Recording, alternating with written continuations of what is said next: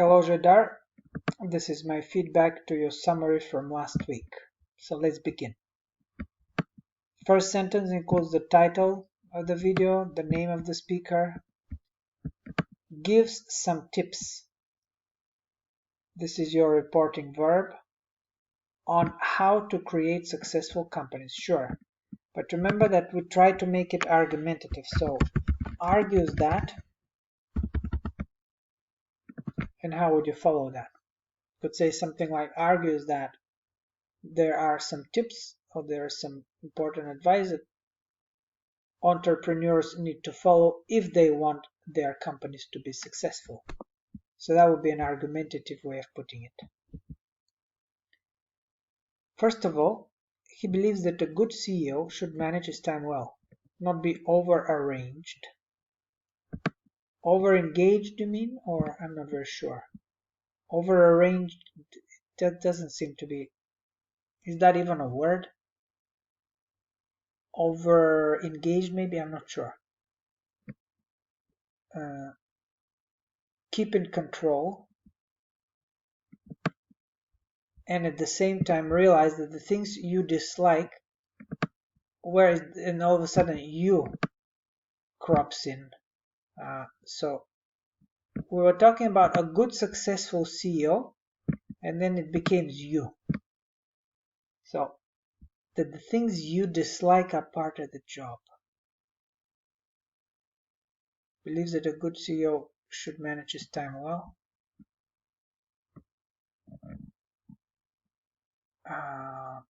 Okay. Not be, I'm not sure what over-arranged is here.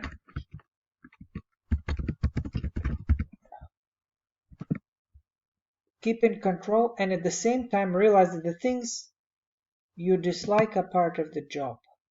And people need to try to minimize the influence. Yeah, so here we have a CEO, then we have you, and then we have people.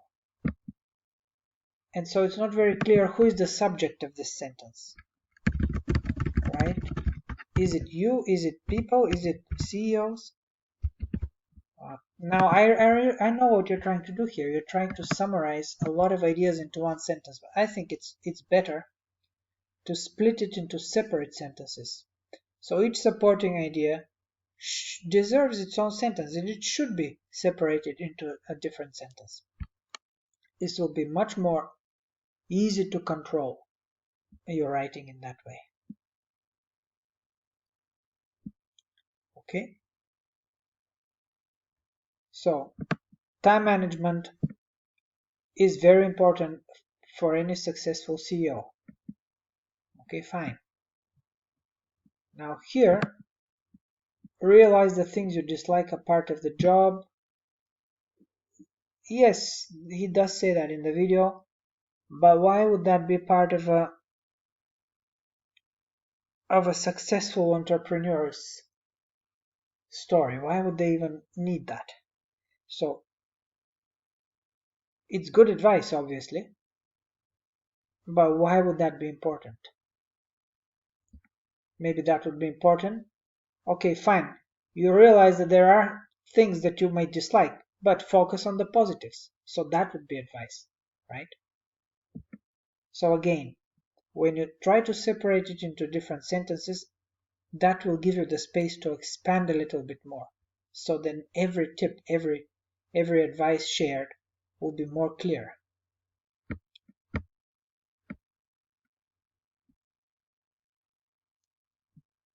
Second, well, I mean, this first of all is really three different things. So second is not really second, it's more like fifth here. But it's fine if you want to say first, second, third, not a problem. But if you do say first, just keep it as one idea, right? That would be one idea. That would be a second idea. Here. Focus on the positives. Realize that setting up a company or business is not always going to be pleasant, but try to focus on the positive. That's it.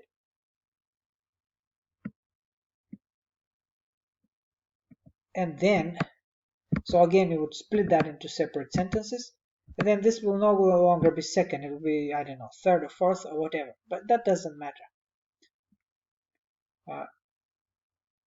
The important thing is each supporting idea should receive enough focus, should be explained and expanded so that it's very clear what's happening for someone who has not seen the video, right? They should know, okay, he offers this advice, he gives this tip, he gives that advice. Should be very, very clear what's going on. Second, find your enthusiasm for work, which will give you direction and goals. Okay, fine, this is very clear.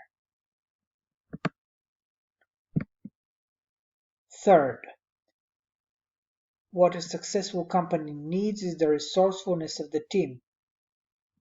And you cannot rely on yourself alone. Sure, that is again very clear. I would stay away from you. There's a lot of yous here. I would just see there's a lot of yous in this paragraph. I would focus more on third person. A successful entrepreneur or a successful business would, like here what you're saying. This is a good way to do it. So stay with that. A good CEO, a successful company. The company must start. That's very good. The company's planning needs all of that. This is in the third person. I think that's a very stay consistent instead of mixing you with the third person, right? Okay. So this is a very good sentence structure. What a successful company needs is the very good resourcefulness of the team. Okay, that's all clear. In addition, you need to have, again, successful entrepreneurs have dreams, and at the same time, they challenge difficulties to continuously practice their talents. I understand what you're saying, and it's very clear here, but challenge difficulties, it just isn't, it doesn't work as a collocation. So they accept difficulties as a challenge, maybe something like that. You don't really challenge difficulties. I don't know, you solve difficult problems or you accept them as a challenge. So it just doesn't work as a collocation. But the meaning is clear. So this part here is quite clear.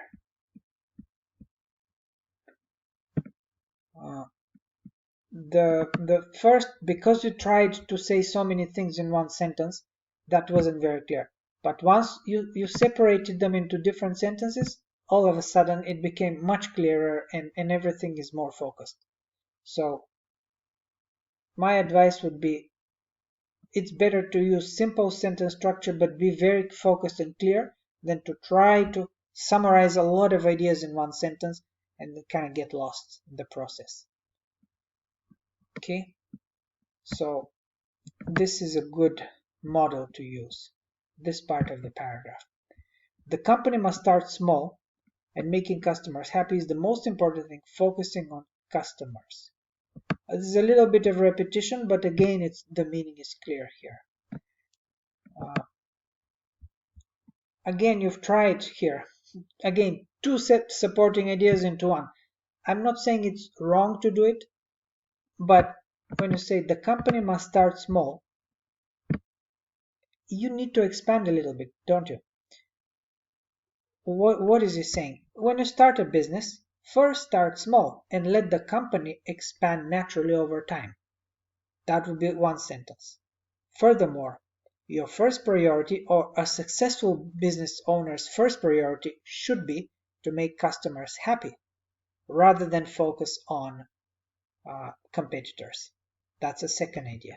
So again, when I tried to combine two supporting ideas into one, the second one was sort of okay, it's clear, but the first one is a little bit too brief. There's something missing. The company must start small. That's just not enough. So give it enough space, so because it's important advice, so we want to give each piece of advice enough space. Okay.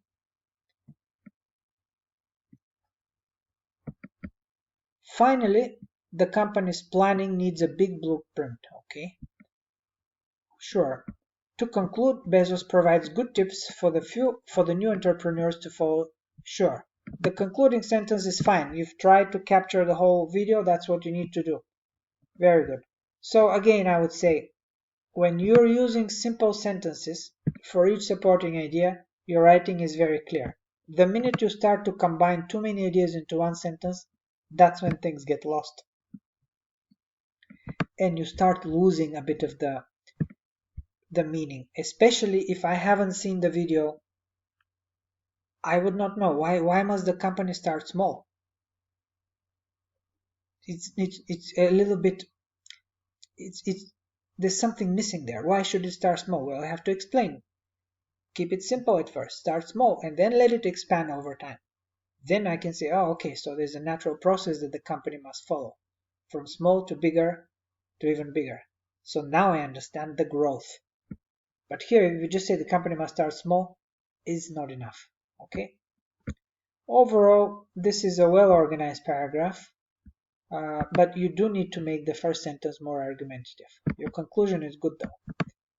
You have used, obviously, linking words. Now, whether we call this second or third or fifth doesn't matter. It will depend, obviously, on this sentence.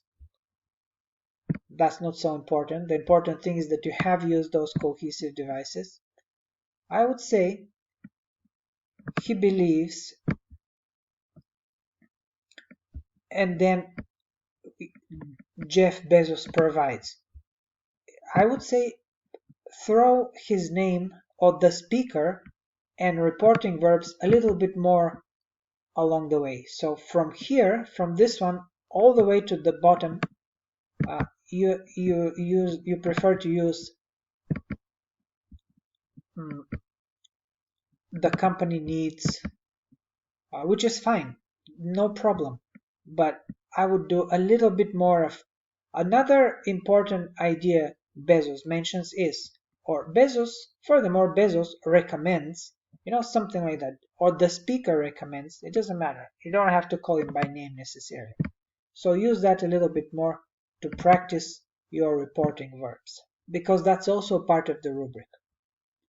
So my advice would be, for the exam, take the rubric and go bullet point by bullet point. It has descriptors.